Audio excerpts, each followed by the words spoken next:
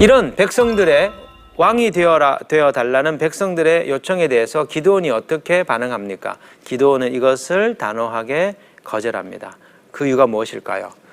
그것이 또 다른 형태의 우상 숭배가 될 수 있었기 때문이죠. 기드온을 보낸 하나님보다 이 기드온을 주목하는 백성들의 모습을 보십시오. 그들은 왜 기드온을 왕으로 세우려고 합니까? 그 이유는 보이지 않는 하나님보다 보이는 인간 왕이 더 든든해 보이기 때문입니다. 오늘 우리의 문제가 뭐냐면 보이지 아니하는 하나님을 신뢰하기보다 눈에 보이는 힘, 눈에 보이는 인간 지도자, 그들이 더 든든해 보인다는 점이죠. 어떤 점에서 이것은 보이지 않는 하나님을 믿을 것이냐, 보이는 어떤 힘의 근원들을 의지할 것이냐, 이것이 오늘 우리의 믿음의 선택의 기준이 되고 있는 것입니다. 자, 보이는 인간 지도자를 존경하고 섬기는 것이 뭐가 문제가 되겠습니까? 인간 지도자를 존경하고 그를 통하여 하나님을 신뢰하고 하나님 따르는 것은 선하고 아름다운 일이죠. 근데 문제는 보이는 인간 지도자를 하나님을 대신한 존재로 믿고 의지하는 것, 그것이 또 다른 형태의 우상 숭배가 되기 때문에 문제가 되는 것입니다. 우상이 무엇입니까? 우상은 하나님을 대체하는 것들입니다. 이 땅에 존재하는 하나님의 피조물들 가운데서 하나님처럼 믿고 섬기는 것이죠. 고대 그 당시에 이스라엘 백성들은 이방 신들을 섬겼습니다. 주변 나라들의 이방 그 신상들을 섬겼던 것이죠. 그런데 지금 이방 신상은 아니지만 눈에 보이는 인간 지도자 기드온을 왕으로 세움으로 또 다른 형태의 우상 숭배로 그들이 지금 걸어 들어가고 있는 것입니다. 이에 대해 기드온은 단호하게 거절을 하지요. 사사기 8장 23절에 기드온이 그들에게 이르되 내가 너희를 다스리지 아니하겠고 나의 아들도 너희를 다스리지 아니할 것이요 여호와께서 너희를 다스리시리라 하니라. 기드온이 이렇게 이 유혹을 물리칠 수 있었던 이유가 무엇입니까? 왜 그는 자신이 왕이 되는 것을 거절한 것일까요? 그 이유는 하나님이 왕이시라고 하는 분명한 신앙 고백을 그가 붙들고 있었기 때문입니다. 너희를 여호와께서 다스리시리라. 내가 우리의 자손들이 다스리지 아니하리라. 이스라엘을 다스리는 분은 여호와 하나님이라는 것을 그가 분명히 알았었습니다. 자신이 사사 될 수 없는데 사사로 부름을 받았고 사사로서의 그런 자질과 능력이 없고 두려움이 있었음에도 불구하고 하나님께서 미디안 병사의 꿈을 통해서 그의 내면에 있는 두려움을 치유해 주시고 또 그를 보리떡 같았던 자기 자신을 여호와의 칼날이 되게 하여서 이 미디안과의 전쟁을 승리케 하신 것, 그건 자기의 역량이 아니라 자신의 뒤에서 이 모든 것들을 주관하셨던 여호와 하나님의 그 능력이라는 사실을 그가 알았기 때문에 이 이스라엘을 다스리는 분은 여호와 하나님이시며 그분이 이스라엘을 다스리실 때 진정으로 안전하다는 것을 그가 확신했기 때문입니다. 사사기 8장 23절에 보면 기드온이 그들에게 이르되 내가 너희를 다스리지 아니하겠고 나의 아들도 너희를 다스리지 아니할 것이요 여호와께서 너희를 다스리시리라. 여호와께서 너희를 다스리시리라. 여호와가 왕이시라는 것이죠. 이것이 사사기의 주제입니다. 누가 왕이냐? 이 사사시대의 많은 사람들은 자기 자신이 왕이었습니다. 자기 소견에 옳은 대로 믿음 생활을 하였었습니다. 그런데 끊임없이 사사들을 통해서 이스라엘을 구원하신 하나님이 무엇을 말씀합니까? 이스라엘의 진정한 왕은 사사들도 아니고 그들 자신도 아니고 오직 여호와 하나님이시라는 것을 끊임없이 말씀하셨던 것이죠. 기드온은 미디안과의 이 전쟁, 이 과정을 통해서 이스라엘을 구원하는 이 과정을 통해서 하나님이 분명한 왕이시라고 하는 신앙 고백을 그가 붙들게 된 것입니다. 여러분, 복음적인 신앙이 무엇입니까? 복음적인 신앙은 예수 그리스도를 하나님이 보내신 구원자요, 우리의 인생 전부를 다스리시는 주 되신 분, 주인 되신 분이라는 것을 믿고 받아들이는 것, 이것이 복음적인 신앙입니다. 이것이 성경적인 신앙입니다. 만약에 예수 그리스도를 구주로만 믿고 주인으로 모시지 않는다면 우리 신앙은 반쪽 신앙입니다. 오늘 많은 그리스도인들이 예수님의 구원자 되심을 믿고 받아들이지만 예수 그리스도께서 나의 삶을 온전히 다스리시는 왕 되심을 받아들이지 않는 반쪽 신앙으로 살아가는 경우들이 많이 있습니다. 주되심을 따라 사는 삶이란 어떤 것입니까? 주되심을 따라 사는 삶, 이 로드십은 내 마음대로 살지 못하는 것처럼 보이기 때문에 뭔가 구속을 받고 억압당하는 것 같은 이미지입니다. 하지만 실제로 그분의 주되심을 따라 살면 우리들의 삶에 놀라운 결과가 나타난다는 것을 경험할 수 있습니다. 1997년도에 제가 그 당시 결혼한 지 1년이 되지 않는 신혼 상태였습니다. 근데 우연히 제가 전단지를 하나 보게 되었는데요. 그 당시에 모 기업에서 만든 아파트 분양 광고였습니다. 제가 가지고 있던 돈에 조금만 더 보태면 아주 좋은 아파트를 분양할 수 있는 기회가 저에게 찾아오게 된 것이죠. 주변에 있던 분들에게 상의를 했었어요. 이런 아파트 분양 광고가 있는데 제가 이렇게 분양하는 게 이게 괜찮은 선택일까요? 아니면 욕심을 부리는 걸까요? 대부분의 사람들이 그건 좋은 기회다. 그것을 결정하라고 저에게 권면해 주셨습니다. 제가 말씀을 묵상하면서 하나님의 뜻을 구하기 시작했죠. 어느 날 레위 지파 사람들은 자기 기업의 땅을 가지지 않는다는 말씀 앞에 제가 부딪히게 됐어요. 며칠 동안의 기도 중에 내가 그동안 이 큐티를 통해서 하나님의 인도함을 받았는데 지금 이 일을 결정함에 있어서 내가 이 말씀대로 행하지 않는다면 내가 이 모순이지 않은가. 그래서 과감하게 그 아파트 분양할 기회를 포기하기로 결정을 내렸습니다. 마음 한구석이 매우 쓰라렸습니다. 주님의 뜻을 따라 산다는 것이 손해보는 것 같고 힘이 들었었습니다. 그런데 몇 달 뒤 IMF 금융위기가 오면서 나라에 큰 일이 생긴 것이죠. 만약에 제가 그때 은행에서 융자를 받고 아파트를 구입했다면 저는 아마 파산을 경험하게 됐을 거고 노숙자 신세가 되었으리라고 하는 참 아찔한 생각들을 하게 되었습니다. 제가 그 경험을 통해서 깨달은 바가 무엇이냐면 내 눈에 보일 때 이것이 너무 좋아 보일지라도 하나님이 아니라 하시면 아니라는 거예요. 내가 이것이 너무 좋아 보여도 하나님이 그것을 아니라고 하면 내가 그것에 순종해야 된다는 것입니다. 그런데 그 너머에 있는 삶의 결과가 무엇이냐? 그것이 나를 구원해주고 보호해주는 길이라는 것을 깨닫게 되었습니다.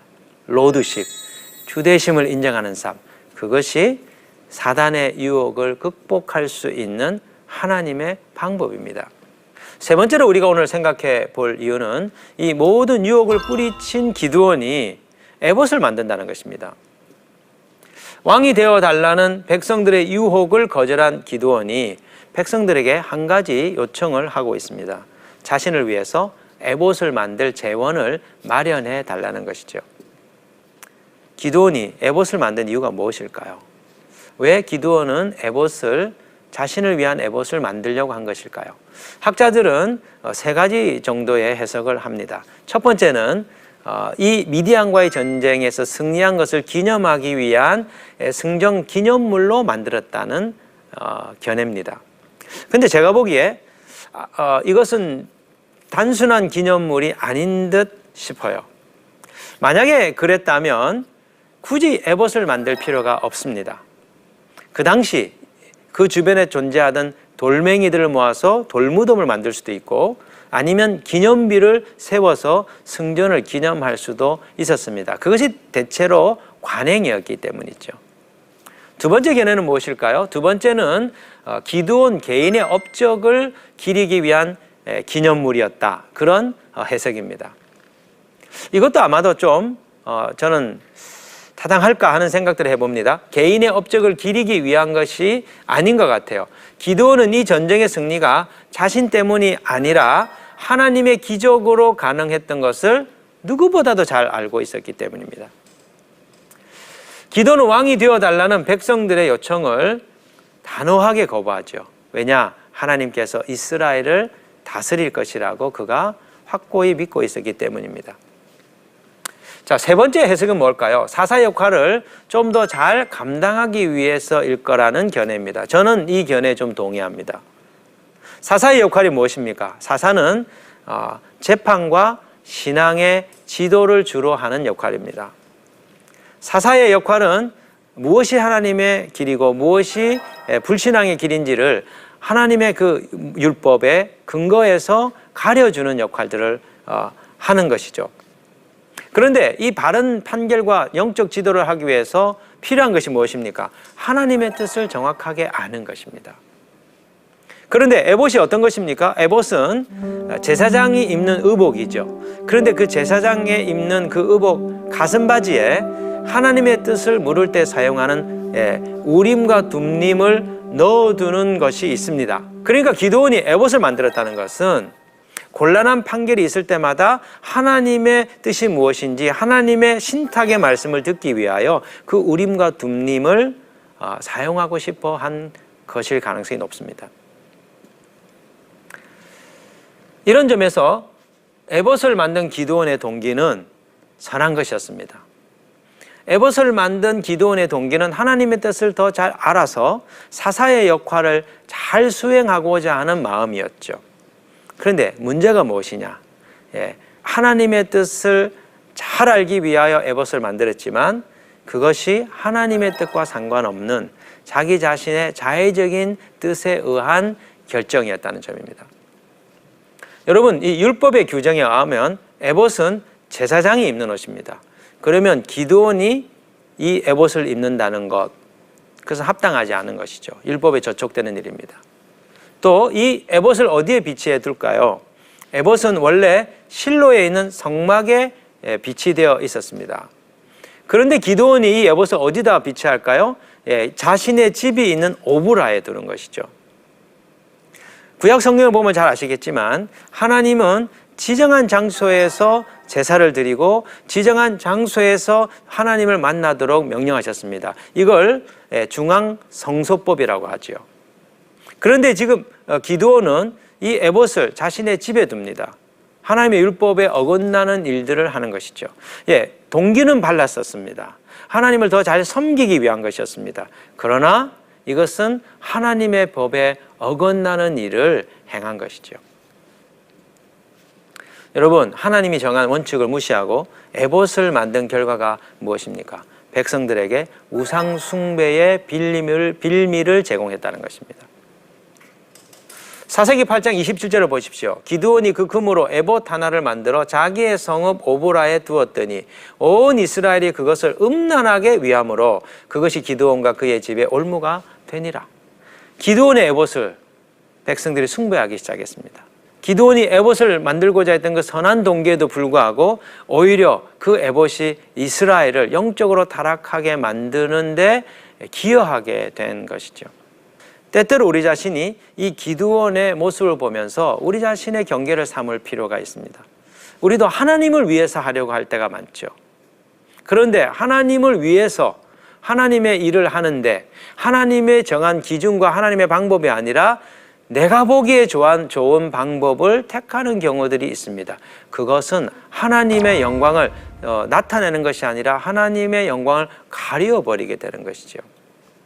왜 이런 일이 벌어졌습니까? 하나님이 주신 사사의 임무를 잘 수행하고 싶어하는 지나친 책임감 때문이었습니다. 때때로 우리가 하나님을 위한 열심을 낼 때 하나님이 원하는 것보다 더 나가는 경우들이 있습니다. 그것이 하나님의 일을 어그러지게 한다는 사실을 기억할 필요가 있습니다. 저도 지나친 인간적 열심 때문에 하나님의 일을 그르치게 된다는 걸 배운 경험이 있습니다. 2년 전에 제가 안식월을 몇 개월 보낸 적이 있는데요. 교회가 걱정이 되어서 정해진 시간이 지났음에도 불구하고 계속 저 자신이 교회를 비우게 될 때 생길 문제들을 뒷정리를 제 자신이 하며 시간을 미루게 되었었습니다. 그런데 어느 날 저희 교회 성도님이 저에게 말씀을 하시는 거예요. 목사님, 우리들을 그렇게 믿지 못하시는 겁니까? 왜 우리를 믿지 못하기 때문에 빨리 안식년을 가지 않으시는 겁니까? 그러면서 힘겨워하시는 얘기를 저에게 한 적이 있습니다. 제가 그때 깨달았어요. 저의 지나친 책임감, 내가 없으면 이 교회가 문제가 생기지 않을까? 내가 빠지면 이 교회가 흔들리지 않을까? 지나친 높아심 때문에 저 자신이 하던 일들이 성도들의 마음을 성도들을 믿지 못하는 불신으로 비춰지고 공동체의 그 신뢰관계가 흔들릴 수도 있다는 사실을 깨닫게 되었습니다. 요즘 한국 교회에 세대 교체들이 벌어지고 있지요. 그런데 그동안 일궈놓은 이 교회를 다른 후임자에게 물려줄 때 혹시라도 내가 이루어놓은 이 일이 잘못되지는 않을까 하는 마음에 참 위임하고 그것을 계승하는 일에 어려움을 겪는 선배 목사님들의 얘기를 종종 듣곤 합니다. 어쩌면 그런 일들 때문에 교회가 또 어려움을 겪고 또 시험에 드는 일들이 생기는 것이죠. 오늘 우리가 이 기드온의 이야기를 보면서 누가 진짜 우리의 왕이신가? 내가 없으면 이 교회가 안 된다. 그러면 저희 자신이 왕이 되는 것이죠. 그런 점에서 오늘 우리 이 시대에 부딪혀 있는 모든 삶의 문제에 있어서 하나님께서 진정으로 우리의 왕이 되시는지를 우리 자신이 살펴볼 필요가 있다고 생각이 됩니다. 오늘 이 강의를 마무리하면서 적용할 점을 3가지 생각해 봅시다. 첫 번째는 삶이 평탄할 때 유혹에 넘어지지 않도록 항상 깨어있는 삶을 살고자 노력해야 되겠습니다. 두 번째, 권력과 힘을 통하여 하나님의 일을 이루고 싶은 유혹을 떨쳐버리고 주대심을 따라 살아가도록 훈련하면 좋겠습니다. 세 번째, 지나친 책임감과 자기 열심을 내려놓고 하나님의 뜻과 지시에 순종하는 삶을 살도록 저희가 힘쓰는 계기가 되면 좋겠습니다. 다음 시간에는 사사 돌라와 야일의 이야기를 공부해 보겠습니다. 지금까지 시청해 주신 여러분 감사드립니다.